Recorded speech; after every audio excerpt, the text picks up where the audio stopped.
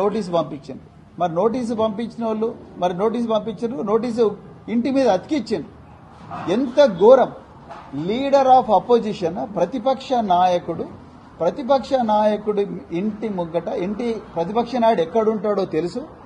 ఆ కేబినెట్ లో ఉండే మంత్రులందరూ కూడా ప్రతిపక్ష నాయకుడి ఇంటికి పోయి రకరకాల పండగలకు కార్యక్రమాలకు ఇన్వైట్ చేయడం వచ్చు, ఫోటోలు దిగడం వచ్చు, సోషల్ మీడియాలో పెట్టడం వచ్చు, అధికారికంగా ఇవ్వడం వచ్చు. కానీ రేవంత్ రెడ్డి గారి కింద పనిచేస్తున్న పోలీసులకు మాత్రం కేసీఆర్ గారు నివాసం ఉంటున్న బంజారా హిల్సే కనిపిస్తా ఉన్నది, నందినగరే కనిపిస్తా ఉన్నది.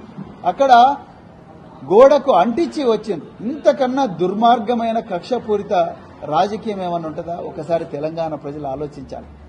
నేను దాంట్లో లీగల్ పాయింట్స్ కూడా చెప్తాను, ఎందుకు నోటీస్ అంచడం తప్పనేది.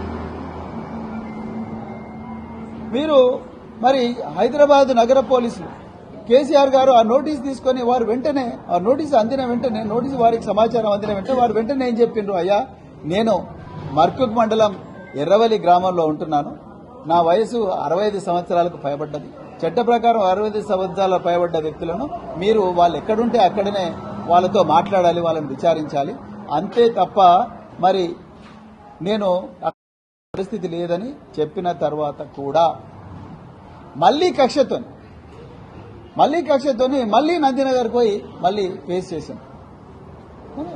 ఒక లీడర్ ఆఫ్ అపోజిషన్, తెలంగాణ తొలి ముఖ్యమంత్రి, ప్రతిపక్ష పార్టీ నాయకులు, మీ మంత్రులే పోయి వారింటికి పోయి అడ్మిటేషన్ కార్డులు ఇస్తారు, కానీ మీకు మాత్రం నందినగరే కనిపిస్తున్నది, ఈ మర్కుకు రావడానికి మీకు ఇష్టం లేదు. అంటే ఎంత కక్ష రేవంత్ రెడ్డి మనసులో ఉన్నదో, ఎంత కక్ష, ఎంత వివక్ష మీరు చూడండి.